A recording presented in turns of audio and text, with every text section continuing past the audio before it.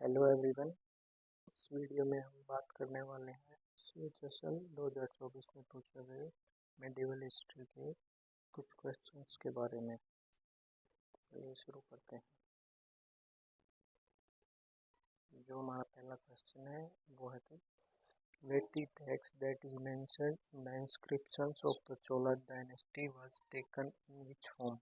कि जो वेटी टैक्स है चोला के समय में वो किस प्रकार लिया जाता था। तो हमारे पास ऑप्शन है, पहला क्रॉप्स, लैंड रेवेन्यू, कैश या फिर फोर्स लेबर। तो जो इसका करेक्ट आंसर होगा वो होगा वेटी। वेटी एक प्रकार का फोर्स लेबर था। Option 4 force labour.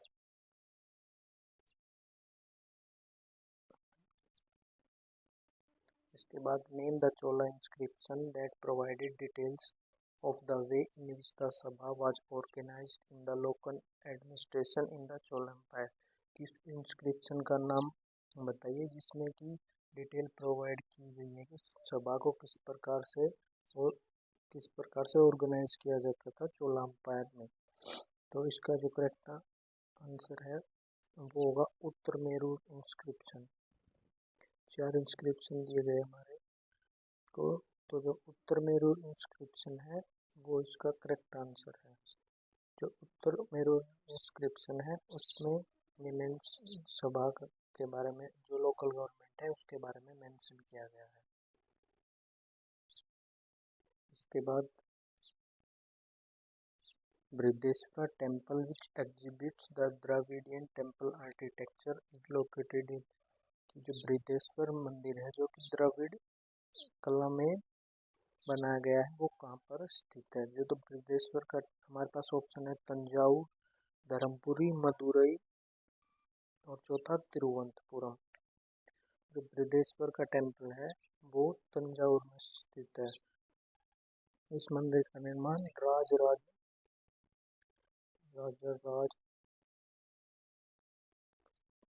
चोल के द्वारा कराया गया था 109 सी में। और जो ये बृहदेश्वर का टेम्पल है ये भगवान शिव को डेडिकेटेड है।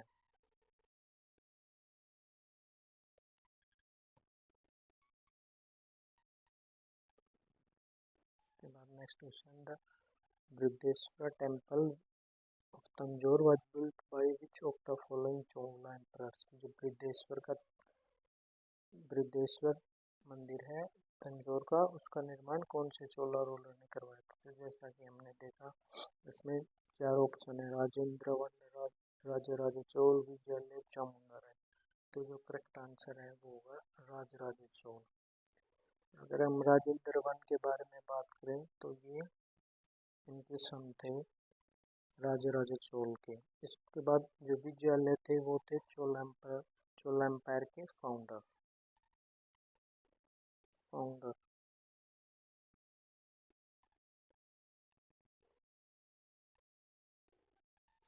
Where is the Kailasa temple built by Rashtrakutas located. जो कैलाश टेम्पल है जो कि राष्ट्रकूटों के द्वारा बनवाया गया था वो कहाँ पर स्थित है। तो हमारे पास ऑप्शन है एलोरा, अमरावती, कांची और हम्पी। तो जो करेक्ट आंसर होगा वो होगा एलोरा। तो जो एलोरा का कैलाश टेम्पल है वो किसके द्वारा बनाया गया था, राष्ट्रकूटा के कृष्ण वन के द्वारा। इसके बाद जो अमरावती है वो बुद्धिज्म से रिलेटेड है, बुद्धिज्म। कांची थी वो थी पल्लवास की कैपिटल, और हम्पी थी वो विजयनगर।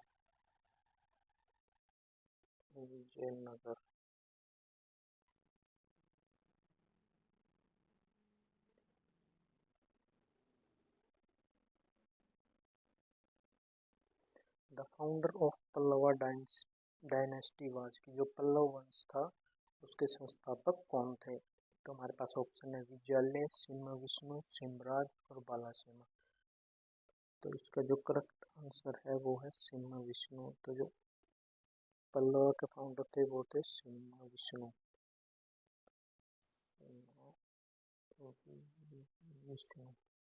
जैसा कि हमने लास्ट क्वेश्चन में देखा था, जो विजयालय थे वो चोला डायनेस्टी से के फाउंडर थे।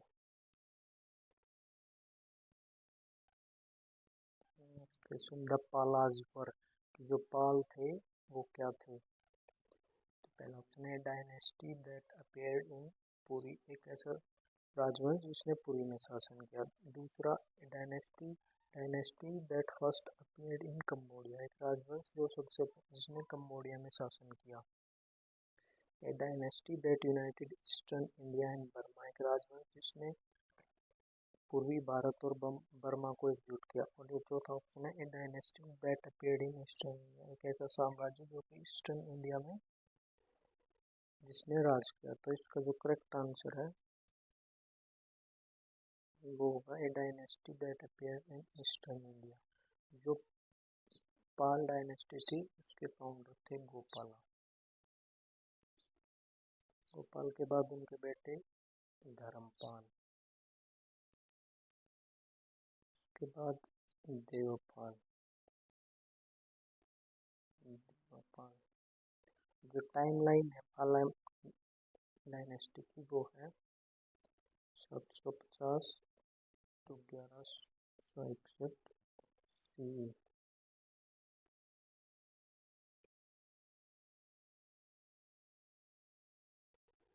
नेक्स्ट क्वेश्चन है वो द फाउंडर ऑफ द पाला एम्पायर वाज, जो पाल साम्राज्य थे उसके संस्थापक कौन थे? तो पिछले सवाल में डिस्कस किया था कि जो फाउंडर थे वो थे गोपाल, और गोपाल के बाद उनकी गद्दी पर बैठे धर्मपाल, और धर्मपाल के बाद बैठे देवपाल।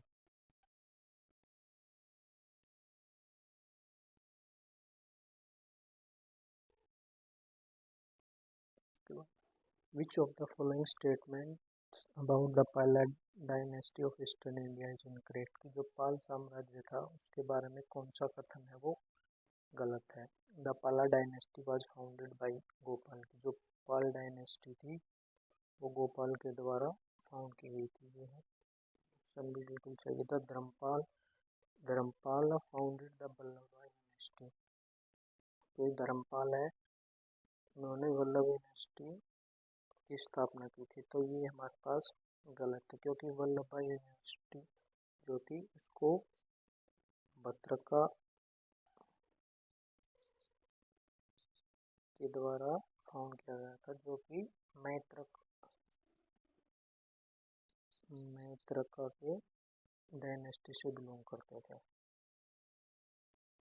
उसके बाद द पाला king were follower of Buddhism, ये ऑप्शन भी सही है। Devpal was the grandson of Gopal, की देवपाल था वो गोपाल का ग्रैंडसन था। जैसा कि हमने पिछले सवाल में देखा था कि जो गोपाल थे उसके बाद धर्मपाल,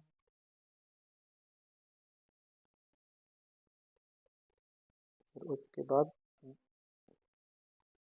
देवपाल, तो ये सब ग्रैंडसन थे गोपाल के Devpal.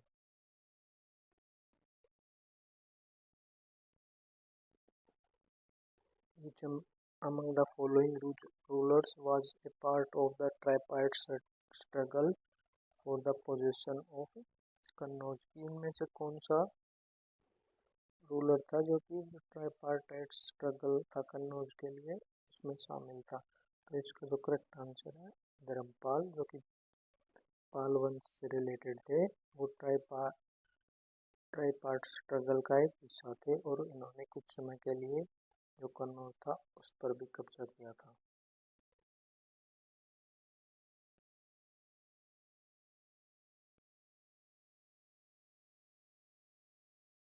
Who among the following was the founder of Vikramshila विश्वविद्यालय, की जो विक्रमशिला विश्वविद्यालय था उसके फाउंडर में से कौन थे?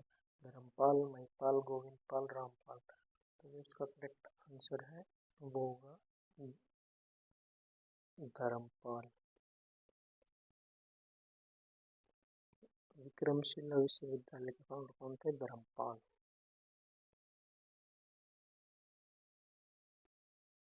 विच पाला रूलर टेम्परेरी ऑक्युपाइड कन्नौज, की जो कौन से पाला रूलर थे जिन्होंने टेम्परेरी कन्नौज को ऑक्युपाई किया था? तो इसका जैसे कि हमने पिछले सवाल में भी देखा था कि इनमें से कौन सा था वो कन्नौज के ट्राइपार्टाइट स्ट्रगल में इन्वॉल्व था, तो उसका आंसर था धर्मपाल। तो धर्मपाल ने कुछ समय के लिए कन्नौज है उस पर कब्जा भी किया था।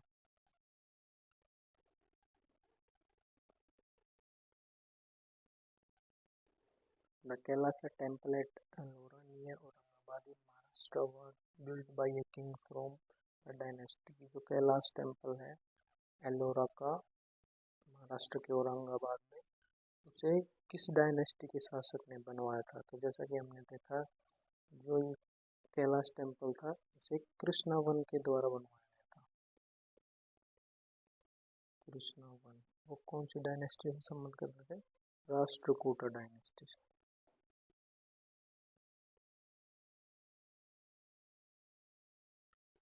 The Sun Temple at Konark was built under the rule of which of the following dynasty? जो सूर्य मंदिर है कोणार्क का, वो निम्नलिखित में से कौन सी डायनेस्टी के राजा के द्वारा बनवाया गया था? तो जो सन टेम्पल है इसको एक और नाम से जाना जाता है, वो है ब्लैक पैगोडा। तो इसे जो ईस्टर्न गंगा डायनेस्टी थी उसके द्वारा बनवाया गया था।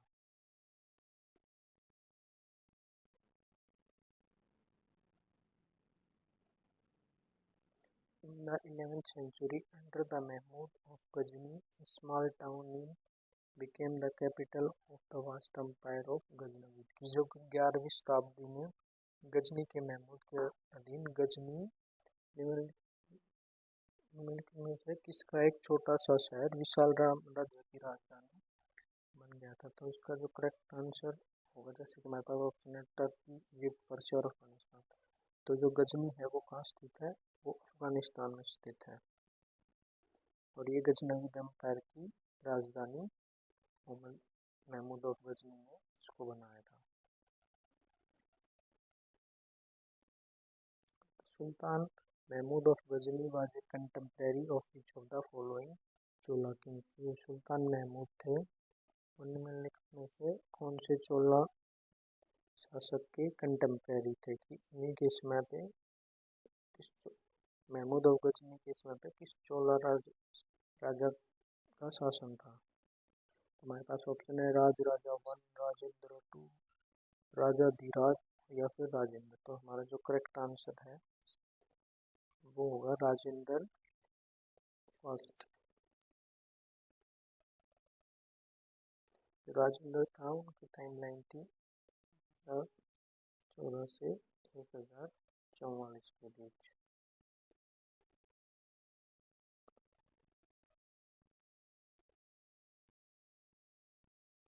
Which of the following dynasties genealogy was found in the बिजोला inscription? कि जो निम्नलिखित में से किस राजवंश की वंशावली बिजोलिया शिलालेख में पाई गई है? तो हमारे पास ऑप्शन है गैदावंश, परमार, चम्मान या फिर चंदेल। जो इसका करेक्ट आंसर है होगा चम्मान।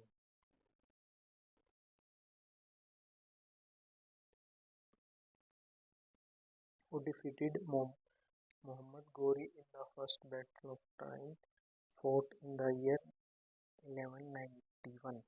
जो 1191 में लड़े गए त्राइन के प्रथम युद्ध में मोहम्मद गौरी को किसने हराया? तो इसका जो करेक्ट आंसर होगा वो होगा पृथ्वीराज 1। जैसा कि इन्हें पता है कि तराइन था उसकी 2 बैटल लड़ी गई थी।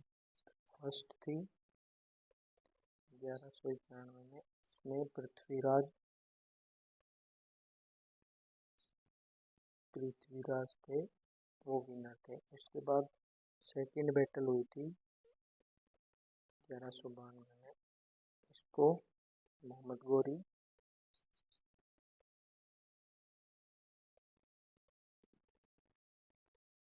ने जीता था।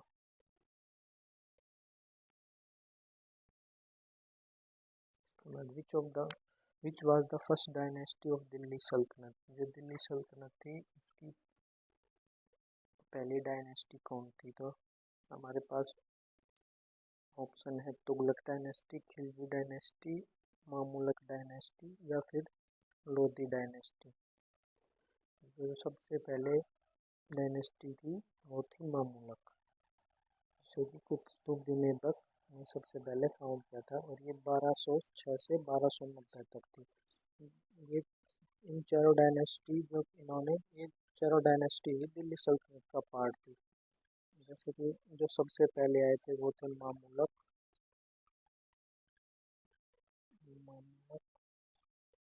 उसके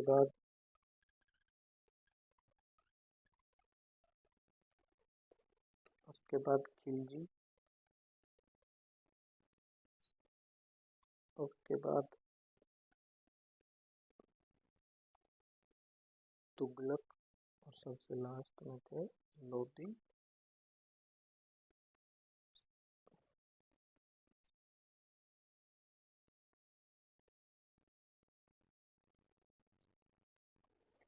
Which among the following was the first Sultan of Delhi to style himself as a जिले-इलाई? निम्नलिखित में से कौन सा दिल्ली का पहला सुल्तान था जिसने खुद को जिले-इलाई कहा था? हमारे पास ऑप्शन है, सबसे पहले कुतुबुद्दीन ऐबक, फिरोज शाह बलबन या फिर इल्तुतमिश। जो हमारा सबसे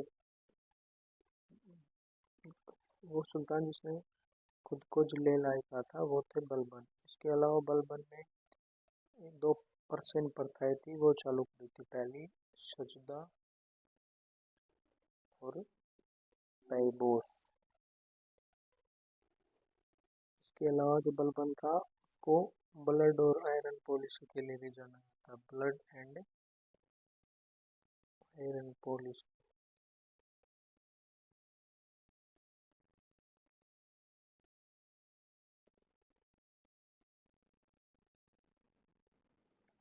Who among the following Delhi Sultanate rulers took the policy of blood and iron to deal with the Mewati community? निम्नलिखित में से कौन से दिल्ली शासक ने मेवाती समुदाय से निपटने के लिए रक्त और लोहे की नीति अपनाई थी?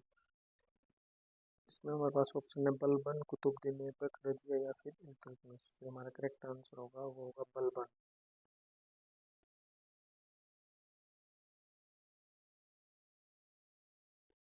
Balban followed the tradition of Sijda and Phobos from which of the following tradition? Balban ने निम्नलिखित में से किस परंपरा से सिजदा और पाबोस की परंपरा का पालन किया था? तो इसका जो करेक्ट आंसर होगा वो पर्शियन होगा, क्योंकि ये जो सिजदा और पैबोस के जो ट्रेडिशन थे इन्हें बलबन ने पर्शियन से लिया था।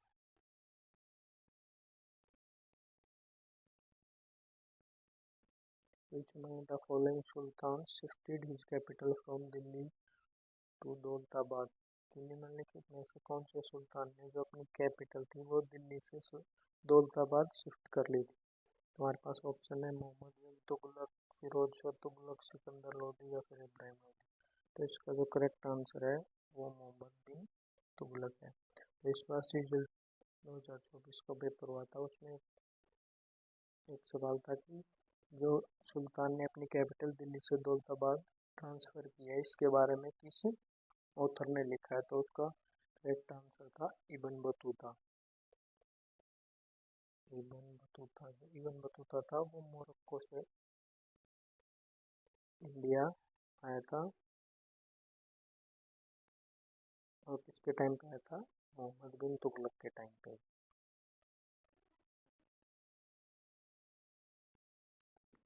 Delhi Sultanate rulers and his army under Malik Kafur's command to conquer south India. Delhi Sultanate के किस शासक ने मलिक काफूर के अंदर साउथ इंडिया पर को कब्जा करने के लिए अपनी आर्मी भेजी थी? तो जो मलिक काफूर है उसका संबंध किससे था? अलाउद्दीन खिलजी। जो खिलजी था उसने साउथ में मलिक काफूर के अंदर अपनी आर्मी भेजी थी। The battle of Khanwa was fought between the Babur and, जो हमारे पास ऑप्शन दिए गए मेदिनी राय, महाराणा प्रताप, राणा रतन सिंह और राणा सांगा। तो जो खानवा की बैटल थी वो राणा सांगा और बाबर के बीच 1527 में लड़ी गई थी, और इसमें बाबर ने राणा सांगा को डिफीट कर दिया था।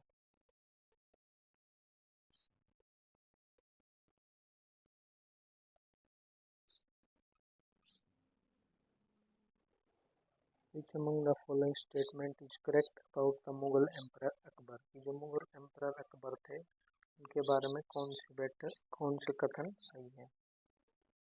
ही वॉज डिक्लेयर्ड एम्परर इन 1602, की जो पहली लाइन है कि उन्हें 1602 में सम्राट घोषित किया गया था, ये लाइन ये गलत है क्योंकि उन्हें सम्राट 1556 में घोषित किया गया था पंजाब के कलानौर। 1556 में इन्होंने सेकेंड बैटल ऑफ पानीपत में हराया था हेमू को। Second battle of Panipat. दूसरा, he founded a new religion called Din Ilahi, तो ये स्टेटमेंट है, ये भी सही है कि इन्होंने एक नया, ये स्टेटमेंट सही है कि इन्होंने एक नया धर्म जो कि दीन इलाही के नाम पे था वो शुरू किया था। तीसरी line, he was highly educated and new many language, तो ये जो हमारे पास है ये गलत है, अकबर थे वो एजुकेटेड नहीं थे। इसके बाद, he fought and won the third battle of Panipat against the Hindu king Hemu, उन्होंने थर्ड बैटल है, इन्होंने सेकेंड बैटल जीती थी। जो थर्ड बैटल थी वो थी मराठा और अहमद शाह अब्दाली, 1761 में से कौन सा कथन सत्य है। विच of the following statement about Akbar is true, Akbar के बारे में कौन सा कथन है वो सत्य है। पहला है, इंट्रोड्यूस द मनसबदारी सिस्टम, की उन्होंने मनसबदारी सिस्टम था उसको इंट्रोड्यूस किया था। उसके बाद, he defeated and merged the state of Bijapur in his empire, जो सेकंड स्टेटमेंट है वो गलत है, जो कि बीजापुर का एम्पायर था उसको 1686 में औरंगजेब ने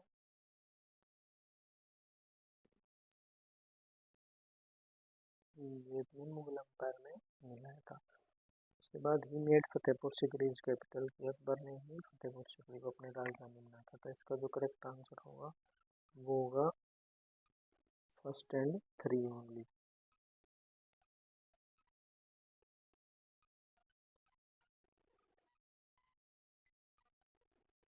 वो among the following Mughal emperors got classical Hindu mythological text Ramayana and Mahabharata translated into Persian, निम्नलिखित में से किस मुगल सम्राट ने हिंदू पौराणिक ग्रंथ रामायण और महाभारत का अनुवाद फारसी में करवाया था। तो इसका जो करेक्ट आंसर होगा वो होगा Akbar.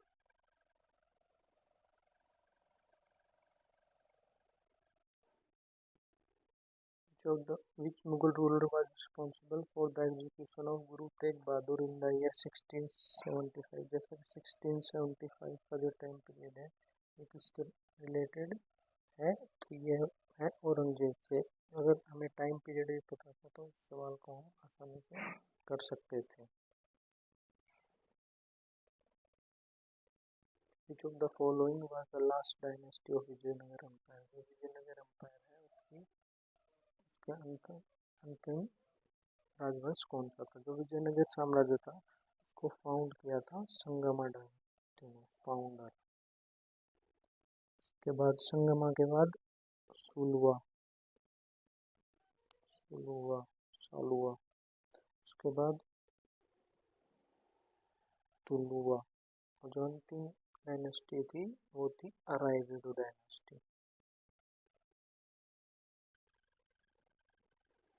Who was the founder of Bahmani Sultanate, की जो बैमानी सल्तनत थे उसके फाउंडर कौन थे। तो जैसे कि हमारे पास ऑप्शन है अहमद अलाउद्दीन हसन बामन शाह, मोहम्मद शाह, फिरोज शाह बैमानी या फिर मोहम्मद बिन तुगलक। इसका करेक्ट आंसर होगा अलाउद्दीन बैमन शाह। इन्होंने 1347 में जो बैमानी किंगडम था उसको फाउंड किया था। और इसके अलावा एक सवाल आता है कि जब बैमानी किंगडम फाउंड किया गया तो उस समय दिल्ली सल्तनत का शासक कौन था। तो उसमें जो शासक था वो था मोहम्मद बिन तुगलक, वो था Muhammad bin Tughlaq, Delhi Sultanate.